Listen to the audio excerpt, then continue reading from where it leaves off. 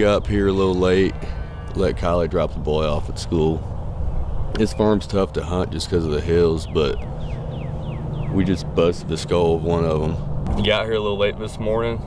This farm's always been loaded with coyotes. It's also hard to hunt with the way it rolls and you don't have a lot of places to sit.